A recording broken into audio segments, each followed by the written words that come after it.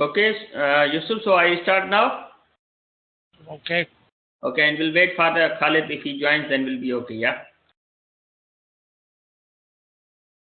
So today's unit is system analysis and design, and it has 3 learning outcomes, and we will cover 2 learning outcomes today. The first will be done in the session 1, and the other learning outcome will be done in the session 2.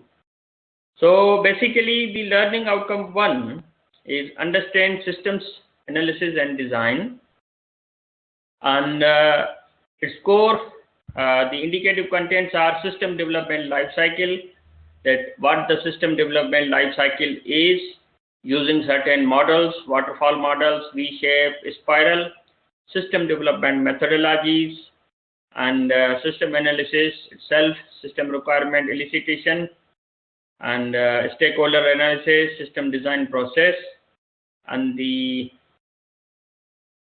assessment criteria. After learning this, the 1.1 will be explain the role of the system analysis and design in system development, critically analyze the system development life cycle, explain how system analysis can be influential in the redesign of a system, evaluate different design methods and methodologies that can be used to analyze the system.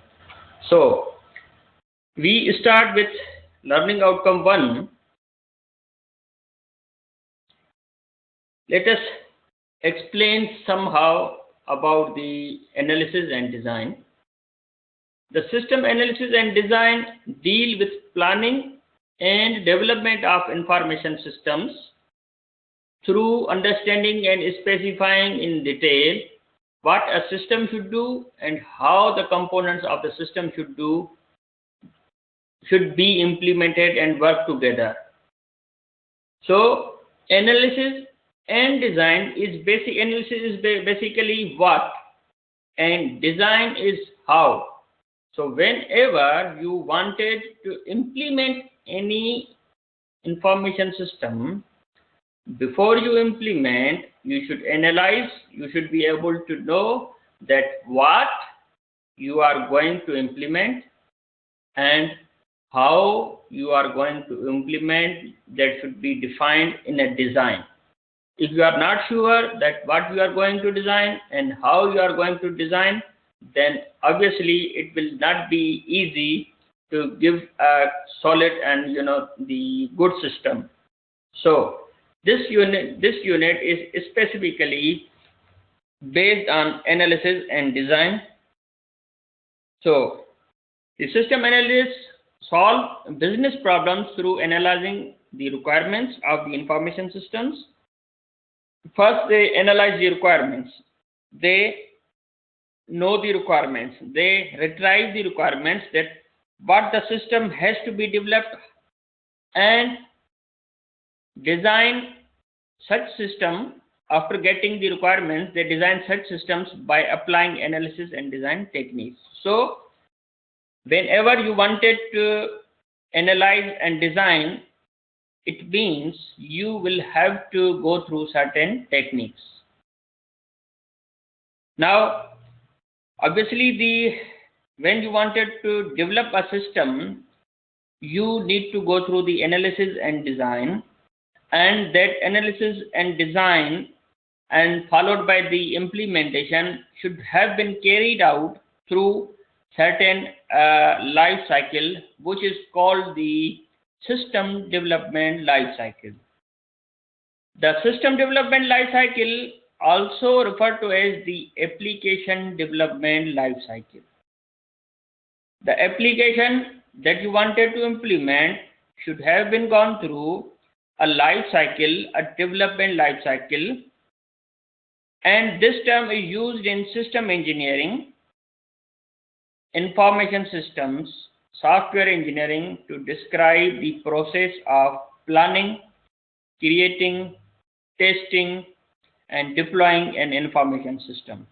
So when you analyze and design for the implementation purpose, that is basically based on planning, creating, testing, and up to the deployment of the system. So how you would be starting with, like analysis, then you follow the, then you go to the design phase, then you implement it, and then maintenance. So how you started with? You started with the planning. After planning, you analyze the system, that what you want, then you designed how you want, and then you really implemented whatever you wanted to implement, and how you wanted that to be implemented. And after implementation, you test it, you could maintain it, and possibly if something goes incomplete, then again you can start with the planning.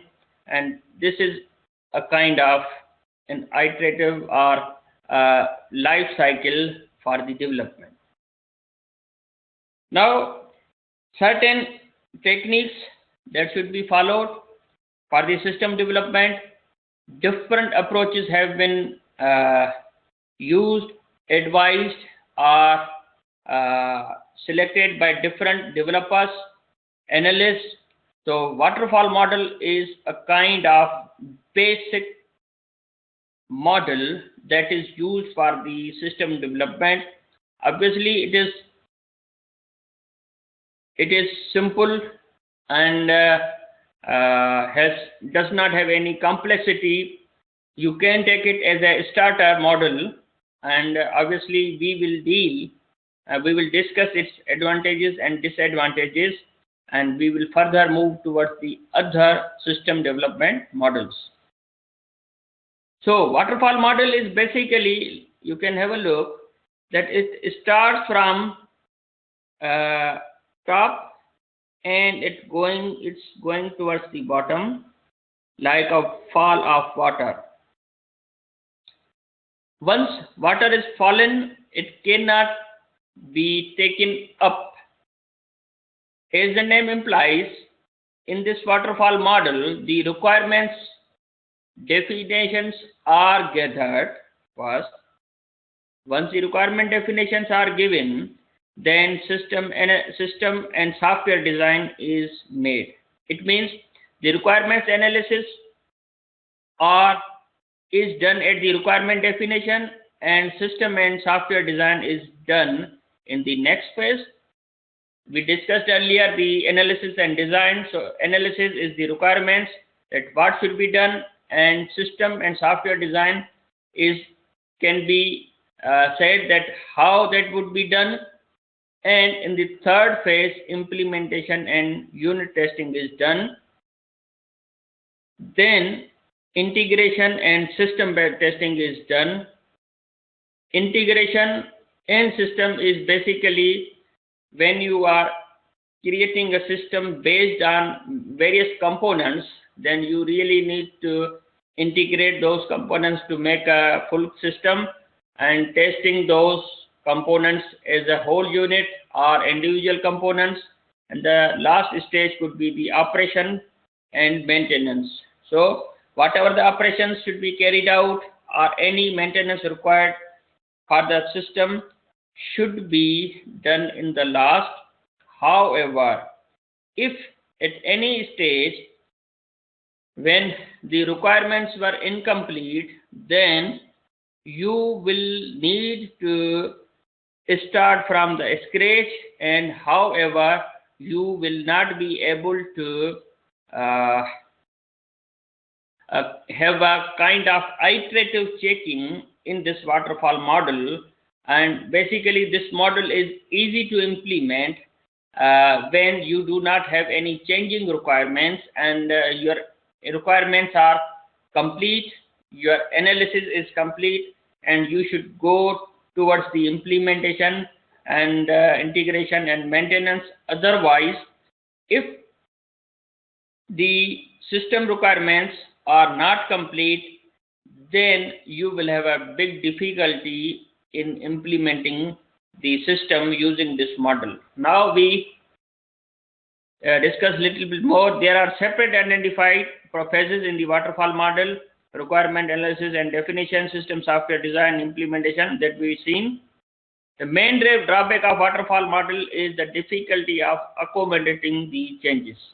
So, as I told earlier, that once the requirement is done, then you don't have a chance to do the requirements or change the requirements at any point, because this model allows the system developers to go through into the sequence. So after the process is underway, in principle, a phase has to be complete before moving to the next phase. So, like a software development, like a software development team has to get the requirements, they will have to stop, they close the particular phase, and then they are supposed to go to the next phase, and they cannot go back to the previous phase. Inflexible partitioning of the project into distinct stages makes it difficult to respond to changing customer requirements. So, partitioning is inflexible because once you are in a phase, then you cannot share the other phases, or you cannot switch between. So, it is inflexible. Therefore, this model is only appropriate when the requirements are well understood and changes will be fairly limited during the design process. Few business systems have stable requirements. So, only you should select this if you have stable requirements, otherwise do not select this. The waterfall model is mostly used for large system engineering projects where a system is developed at several sites. In those circumstances, the plan-driven nature of the waterfall model helps coordinate the work. So, waterfall model is good when you have a requirements in hand, otherwise it is not good. V-shaped model. V-shaped model is a software model. You can have a look. It starts from the requirement analysis, then system design, architecture design, modular design, then coding. V model is a system development life cycle model where the execution of processes happens in a sequential manner in V shape. It is also known as a verification and the validation model. A V model is an extension of waterfall model, and it is based on the association of testing phases for each corresponding development stage. Now, it is basically the extension of waterfall model, but somehow little bit more useful or more reliable in terms of verification and validation. How? When you really wanted to complete the requirement analysis, then what you needed to do, you should have done the acceptance test of the requirement analysis, and then you could go ahead with the system design, and at the time of the system design you could relate and modify or to do the system test or the system design test at the same time, as well as architectural design could be done using the system test at the same time. Modular design could be done at the same time when you are done with the coding. So, it is a kind of a little bit caretaking at each phase as compared to the waterfall model. Spiral model.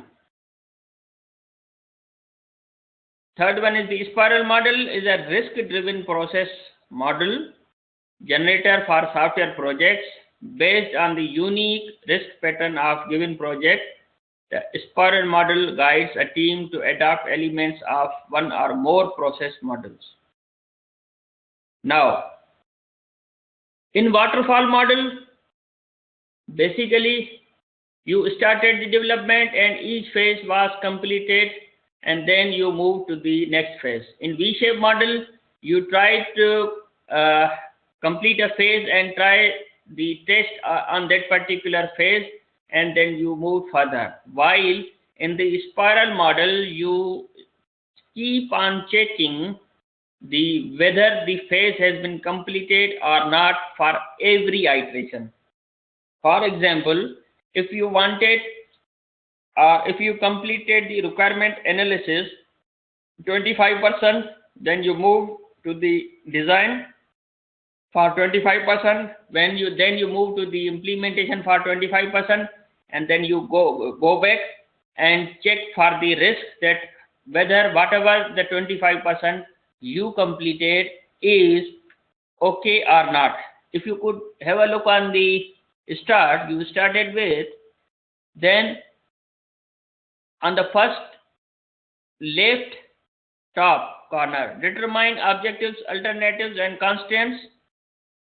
Then you started with, then you analyze the risk, then you produced a prototype, and then you further developed the deliverables for the iteration and verified that they are correct, and then you came to plan the next iteration. Then the requirements, plan, life cycles got another iteration. Then in the another iteration the risk was analyzed and the prototype 2 was produced, which gave the trigger to the next phase in the form of simulation or model. You wanted to really check and develop the deliverables of that particular iteration, and in the next iteration you did a further development, and after further development you again came through the objectives, and for that particular objectives you did a risk analysis. So at every stage you go through, you analyze the risk, that whether whatever the portion, whatever the percentage of the system analysis, design and development as well as testing was done, then was that particular portions, that particular percentage implemented correctly or not. If not, then probably you could correct it again, and then you could move forward to the other iteration by again analyzing the risk and going through the next phase through the iterations of the development, analysis and implementation. So it is somehow much more good for the changing needs. Next is the Agile. The Agile method is a particular approach to project management that is utilized in the software development. This method assists teams in responding to the unpredictability of the constructing software. It uses incremental iterative work sequences that are commonly known as sprints. So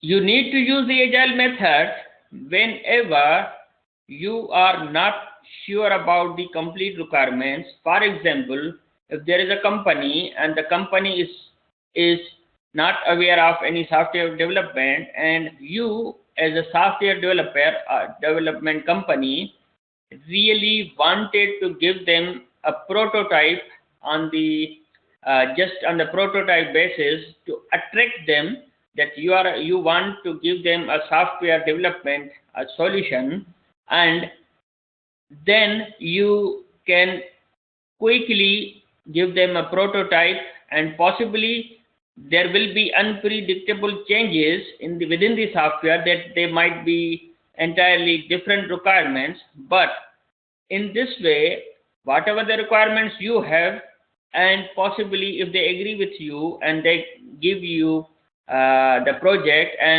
but the predictability can be not sure that what they will be required. So in this way you will be using the Agile method, and the Agile method will be based or using the incremental and iterative work of sequence, which is also known as the sprints. The popular Agile software development frameworks include, but they are not limited to, is adaptive software development, Agile modeling, Agile unified processes, crystal clear methods, disciplined agile delivery, dynamic system development methods, extreme programming, feature-driven development, lean software development, Kanban, Scrum Ban. So these are the agile methods.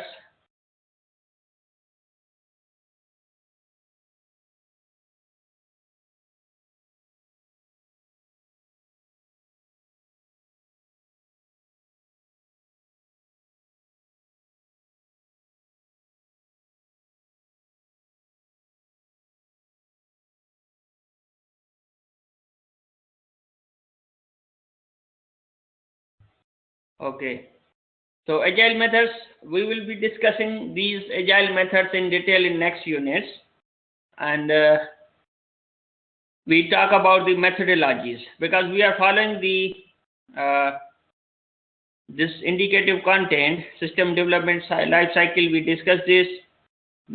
Next is these system development methods: SS, ADM, DSM, DSDM, agile prototyping. So we talk about structured systems analysis and design method. It's a systems approach to the analysis and design of the information systems. It's a waterfall method for the analysis and design of the information. The names structured analysis and design method and SSADM are registered trademarks of the Office of the Government. So basically this method is a kind of governmental project. The trademark has been registered in the United Kingdom Treasury.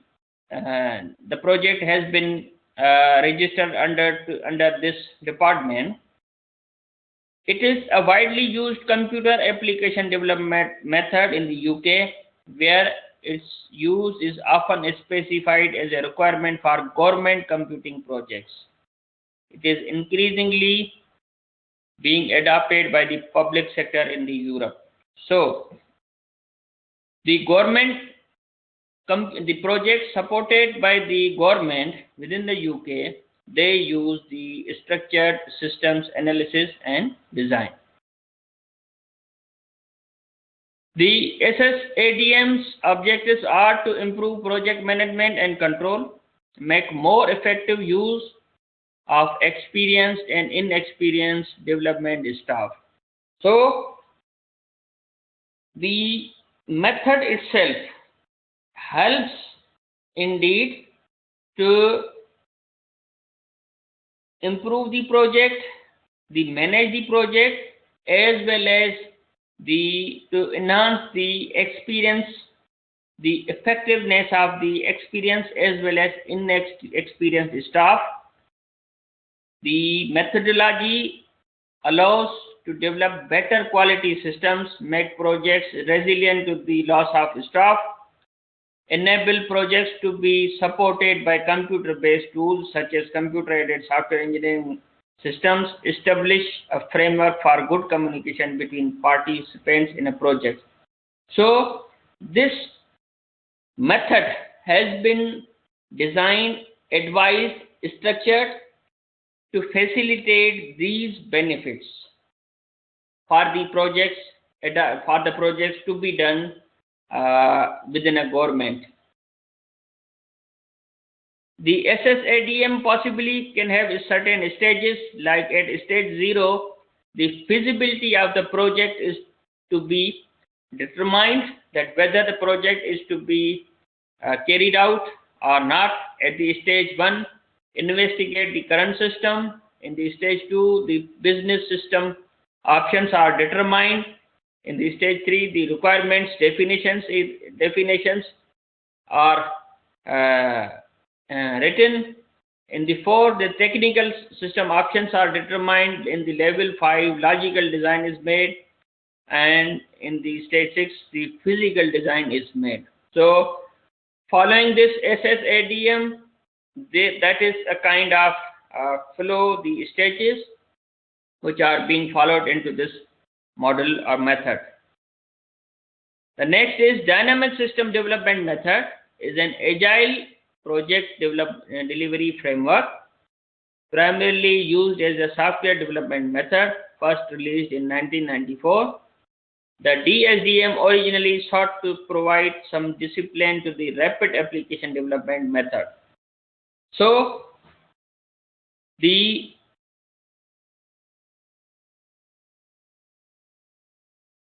application development methods are basically the way that how the developers and the analysts should carry out the development, in which way. Either they should be doing the they're doing the development analysis and everything in one go, or they should be doing an incremental one. They should be doing any development in using the iterations, and that really matters that which methodology is being used.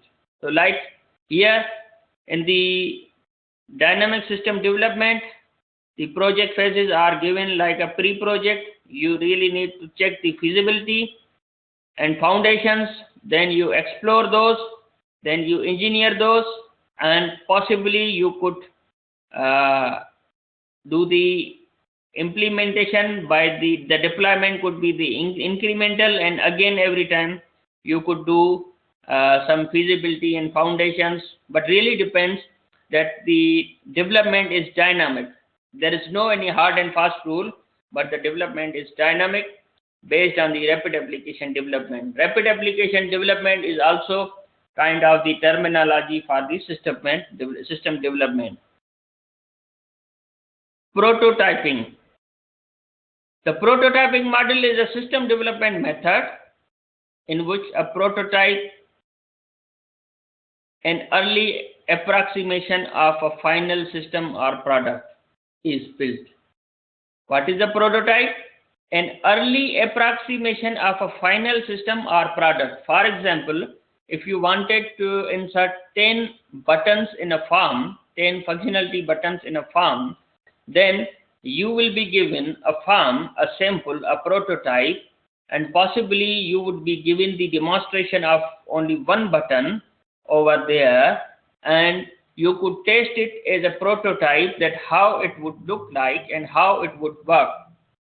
And then after the building, which is tested and then reworked as necessary until the acceptable prototype is finally achieved, from which the complete system or product can now be developed.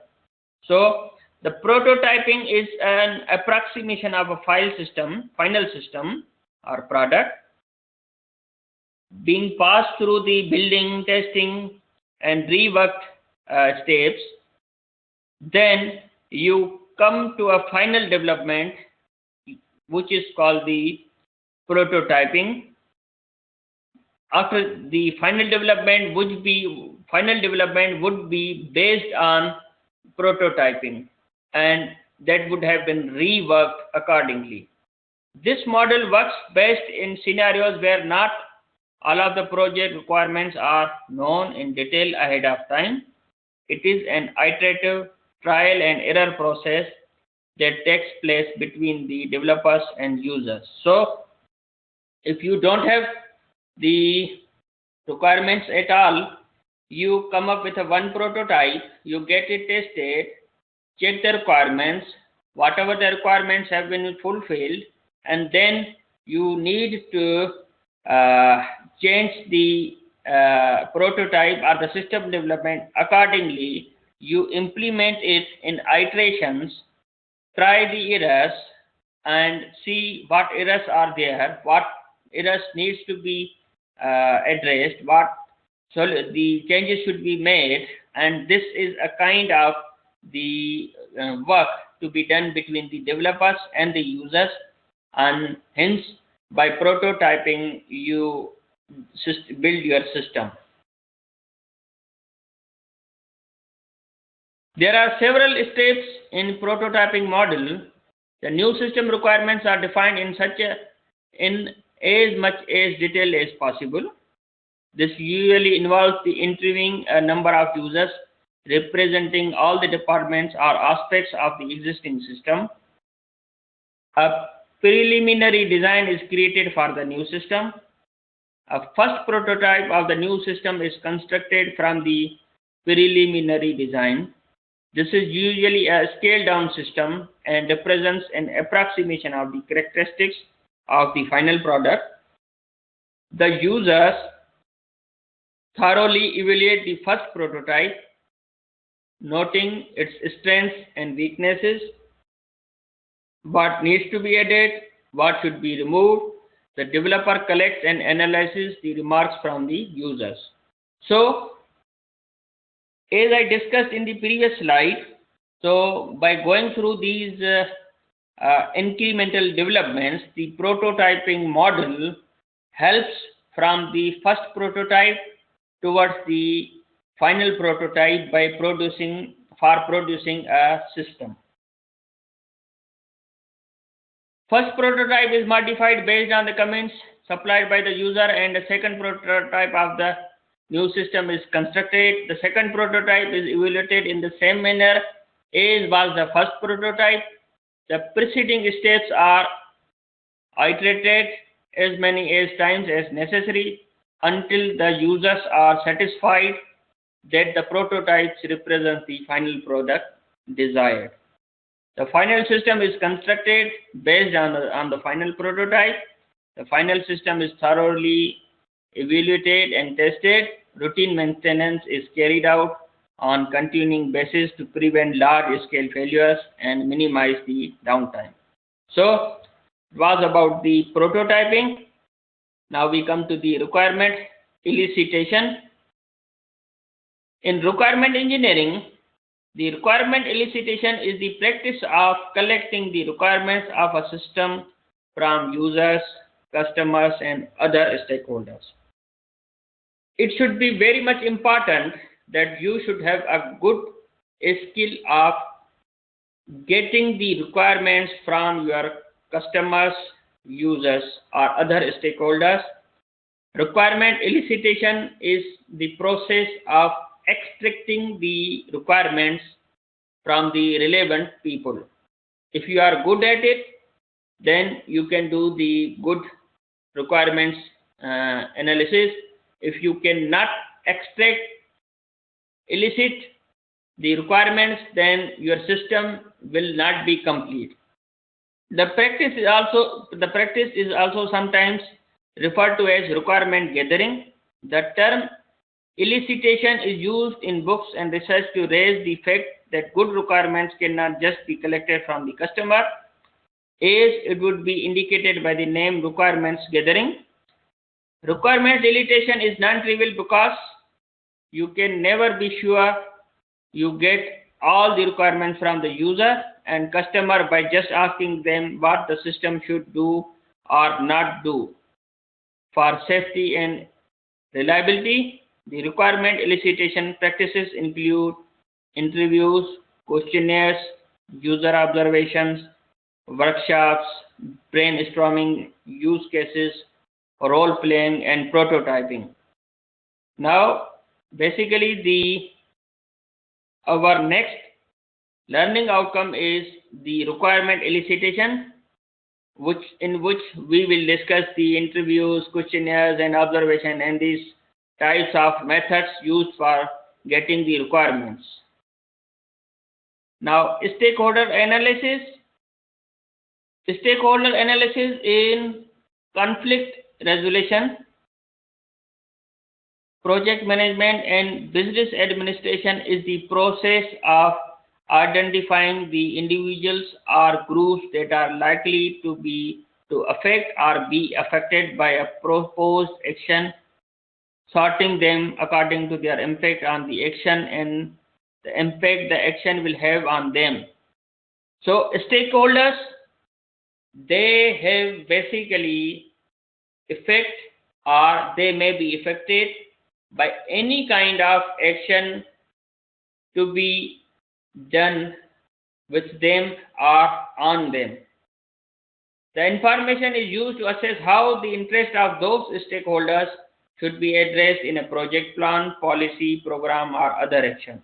So it is most important to know it is most important to analyze the stakeholders, that how they are related with the project, how they affect the system, or how they can be affected by the system, so that you should you should integrate their interest and their into the plan, policy, and program, or any other action of the system development. Stakeholder analysis is a key part of stakeholder management. Stakeholder analysis of an issue consists of weighing and balancing all of the competing demands on a firm by each of those who have a claim on it, in order to arrive at the firm's obligation in a particular case. Stakeholder analysis does not preclude the interest of the stakeholders overriding the interest of the other stakeholders affected, but it ensures that all affected will be considered. So overall, there is a role of the stakeholders, the analysis, wherever the stakeholders are involved within the analysis and design in the development, all of their concerns should be considered. It shouldn't be the case, for example, that you develop the system that is highly technical and you expected that every stakeholder, every user, or every employee should use that system without having any particular computer knowledge, or maybe because of their relevance, their the technicalities, whether they are capable to do or not. Maybe they are in an age factor where they cannot adopt the new technology, and there shouldn't be the case that you impose your decisions, or you impose the technological changes into those stakeholders, which may affect them, or they might be affected. Because of them, the system itself could be affected. So in either way, the stakeholder analysis is important. System design process is the process of defining the architecture, components, modules, interfaces, and data for a system to satisfy specified requirements. Systems design could be seen as the application of systems theory to product development. This is some overlap with the disciplines of systems analysis, system architecture, and system engineering. So in the system design process, the definition of the architecture, components, modules, and interfaces, and data for the system is to satisfy the requirements. So as we discussed earlier, that in the system analysis, you know what to do, and in the design you know how to do. So system design process allows you to define the process of doing, or you to define how that will be doing. Obviously will be followed by some architecture, using components, using modules, using interfaces, and certain data that should satisfy the requirements. So it's about the system design.